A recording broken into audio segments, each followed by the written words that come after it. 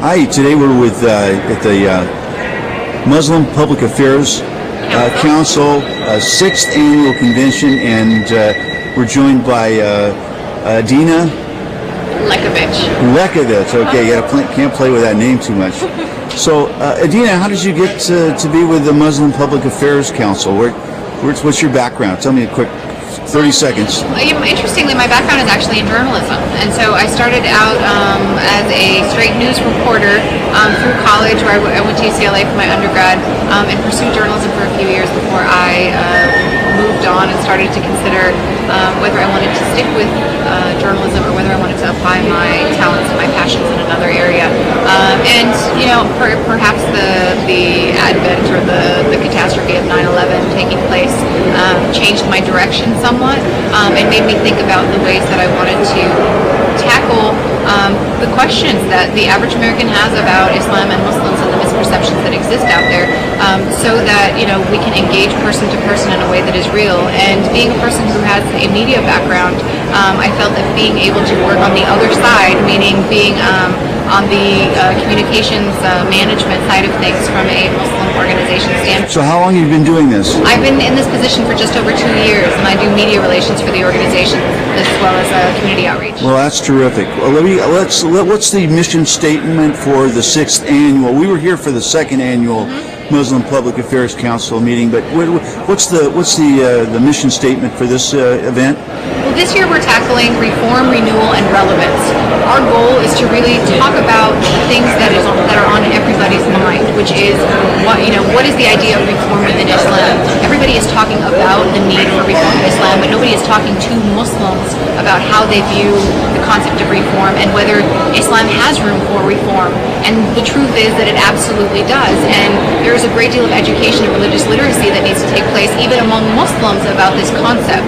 And so we're dealing first with that idea of Islamic reform, and then we're dealing with the ways that Muslims should develop healthy, constructive relationships with the society and the people around them. Speaking of that, how did this latest election affect the Impact's view of things in the United States? Well, we're a bipartisan organization, so we certainly can't take any sides in any political race. But I think that looking at the results of the election, plus looking at the recent Iraq Study Group recommendations in the report that was issued, I think that we're at a very interesting moment in our recent history, meaning that there is now an opportunity, and there is now the pulse, and the pulse of the American people on the issues that we should all care about war, about America's relationship with other nations in the world, that all of these things are coming to the forefront, and that there is a re-examination taking place. So I think that we see this as a moment of great promise, because if these difficult conversations can take place, then hopefully things can begin to change. How are you guys connected with, CAIR? Who are they? CAIR, the Council on American Islamic Relations. Yes, how are you related to them? We're complementary. So CAIR is a civil rights-based organization, meaning that they deal with a lot of discrimination and harassment cases, and they do a lot of responding to the media portrayals and things along those lines. We work in a preemptive way, so we work to get better decisions made.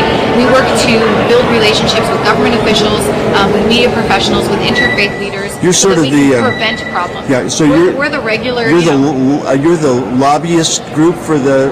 I wouldn't say that we're lobbyists necessarily. I mean, I make a medical analogy. CARE, I think, is an ER, meaning that it handles a lot of crises. Yes. MPAC is your regular prevention. It's going to your primary doctor, and it's working in a way to maintain your health all the way around. So who are these famous people that are coming to this convention? That you can just mention a few now. We're very blessed. We had the Mufti of Bosnia, who will be joining us now by phone because of weather problems that wouldn't allow his plane to take off from Sarajevo Airport. We have Amy Goodman, of course, from Pacifica Radio's Democracy Now! Program. We have Dr. Sherman Jackson, who is one of the top scholars in Islam in the country, who teaches at the University of Michigan, and who's who's the author of a book called Islam and the Black American. We have Dr. Maher Hathout, who is a eminent American Muslim leader, and so many others. You know, the list is long, but we're very fortunate to have a group of really. Well, listen, we want to thank you so much for giving us a good intro to what we might be seeing here in the future, and thanks so much for inviting the Cutting Edge, and we'll start looking for these famous guests to interview here in just a few minutes. Absolutely. Thanks so much. You just came to the Muslim Public Affairs Council today. Did you have your speech yet, or did you talk about things yet? Well, I spoke last night in Los Angeles. I'll be talking twice today, once with Amy Goodman and once at the official dinner tonight. And I'll be talking about the coverage of the Middle East, particularly by the American press and television. And I'll also be talking about the history of the last 30 years, which is part of the story of my new book. What's the title of that? I'm sorry. The Great War for Civilization.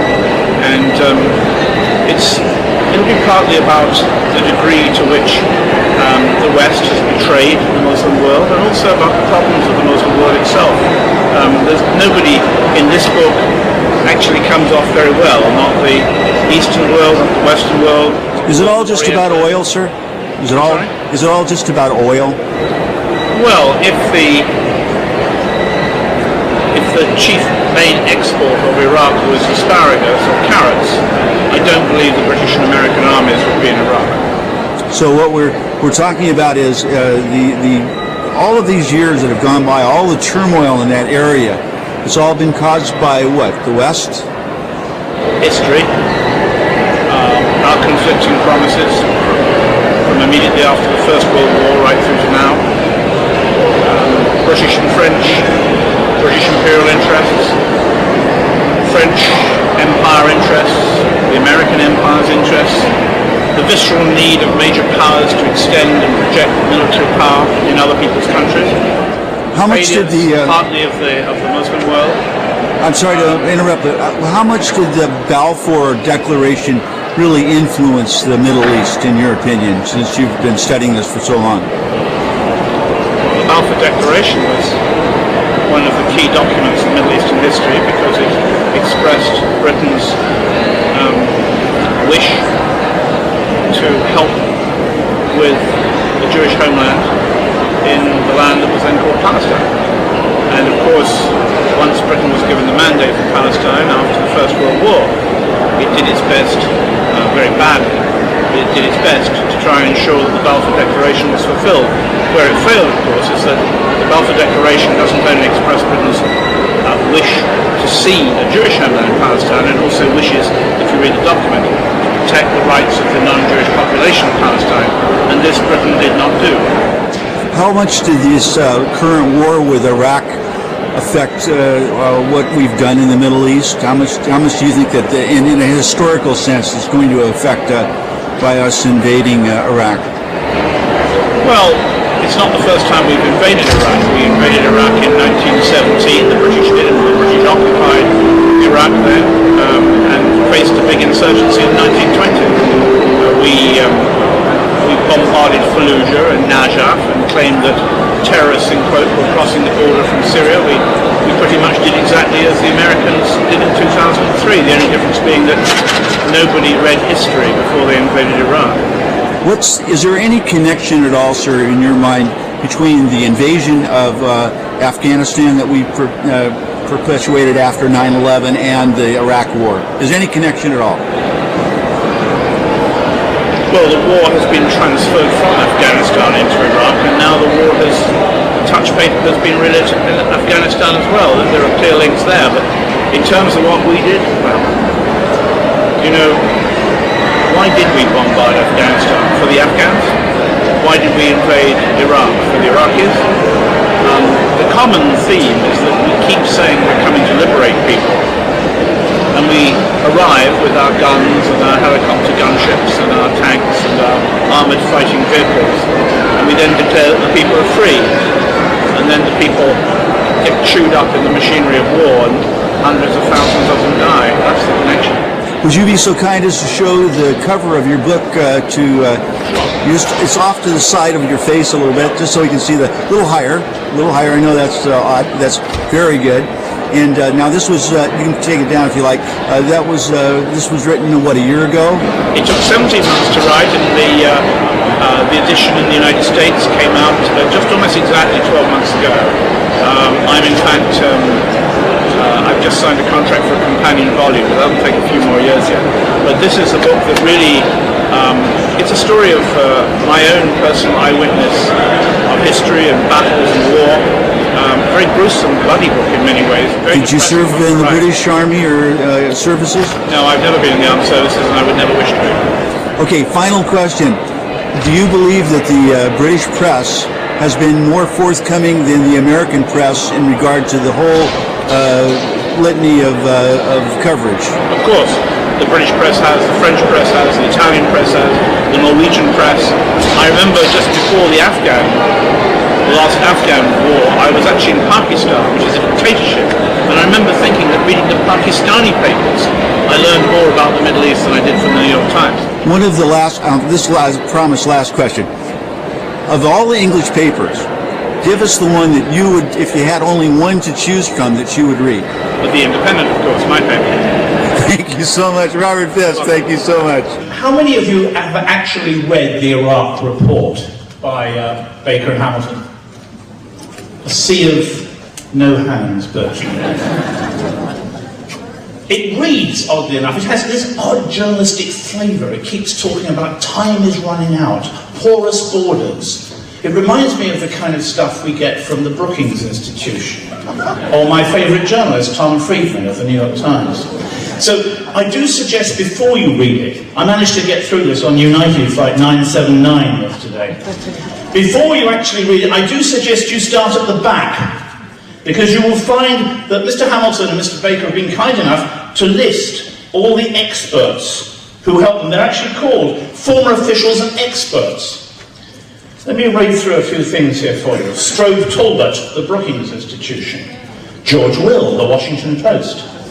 Kenneth Pollack, the man who brought you The Threatening Storm, the book that told you there really were weapons of mass destruction in Iraq. The Brookings Institution. Carlos Pascual, the Brookings Institution. Michael O'Hanlon, the Brookings Institution. American Enterprise. Martin Indyk, the Brookings Institution. You get the idea that perhaps these proposals are not really going to work, don't you? And then here we are, Thomas Friedman, the New York Times. So I do strongly advise you to read this document. Maybe Mr. Bush is right.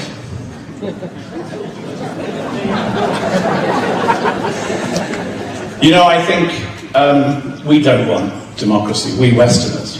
We don't want democracy in the Middle East. We have no intention. I think